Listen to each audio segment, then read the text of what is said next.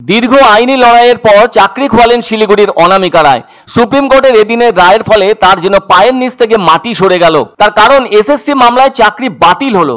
কেননা 2016 সালের SSC panel বাতিলে চাকরি হারালেন রাজ্যের 25,753 জন, যার মধ্যে নাম রয়েছে শিলিগুড়ির অনামিকা রায়ের। উল্লেখ্য 2016 প্যানেলে সে সময় মেখলিগঞ্জের বিধায়ক তথা রাজ্যের মন্ত্রী পরেশ অধিকারীর কন্যা অঙ্কিতা অধিকারী চাকরি পেয়েছিলেন। তার ওই চাকরি নিয়োগের মামলায় আদালতের দ্বারস্থ হন ববিতা সরকার। পরে কলকাতা হাইকোর্টে বিচারপতি অভিজিৎ গঙ্গোপাধ্যায়ের ডিভিশন বেঞ্চের রায়ে চাকরি পান ববিতা সরকার। কিন্তু ওই রায়ে নিজের মনঃপুত না হওয়ায় পাল্টা হাইকোর্টের দ্বারস্থ হন শিলিগুড়ির অনামিকা রায়। বিচার প্রক্রিয়া চলার পর ববিতা সরকারের সেই চাকরি পান অনামিকা রায়। ফলে আমবাড়ি হরিহর হাই স্কুলে সহকারী শিক্ষিকা হিসেবে নিযুক্ত হন এই অনামিকা রায়। তবে কয়েক মাস যেতে না যেতেই ফের 2016 এসএসসির সম্পূর্ণ প্যানেলই বাতিল করে দিল সুপ্রিম কোর্ট।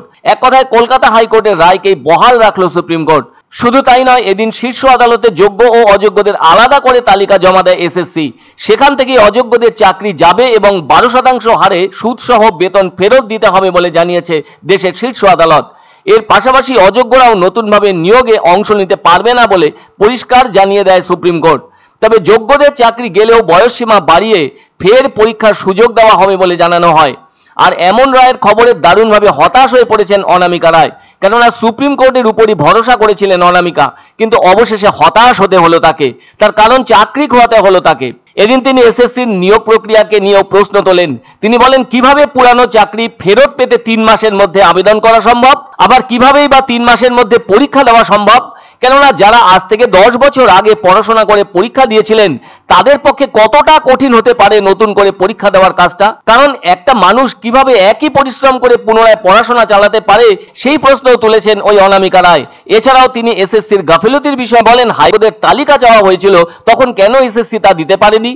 যদি তখনই সেই তালিকা দেওয়া হতো তাহলে জল এত দূর গড়াতো না। শিক্ষিকার চাকরি হারানো শিলিগুড়ির অনামিকা রায়। আসলে এভাবে চাকরি হারানোর কারণে তিনি যথেষ্ট হতাশ হয়ে পড়েছেন। ইনি শিলিগুড়ি শহরের হাকিমপাড়া বালিকা বিদ্যালয় থেকে উচ্চ মাধ্যমিক পাশ করার পর শিলিগুড়ি কলেজে রাষ্ট্রবিজ্ঞানে অনার্স সহ স্নাতক হন। পরে উত্তরবঙ্গ বিশ্ববিদ্যালয় থেকে এমএ পাশ করেন। তারপর মাথাভাঙায় বিএড প্রশিক্ষণ নেন। তিনি জানিয়েছেন, যোগ্য প্রার্থীদের কথা কিন্তু ভাবা হলো না। আমি হাইকোর্টে থাকাকালীন অবস্থায়, মানে এই কেসটা হাইকোর্টে থাকাকালীন অবস্থায় যদি সঠিকভাবে তথ্যগুলো তুলে ধরতো, তাহলে আমার মনে হয় না যে এটা মানে দেশের সুপ্রিম কোর্ট পর্যন্ত যেত এবং এতদূর জলটা গড়াতো। আজকে সুপ্রিম কোর্ট থেকে ওই একই রায় আমাদের মানে যোগ্য ক্যান্ডিডেটদের জন্য একই রায় হলো, যেটা কখনোই কাম্য ছিল না। এক অন্য অনুভূতির স্পর্শ পাওয়া যায় রয়কো ব্র্যান্ডের গেঞ্জি ও জাঙ্গিয়ায়। তাই ছোট বড় সবার পছন্দ রয়কো গেঞ্জি ও জাঙ্গিয়া।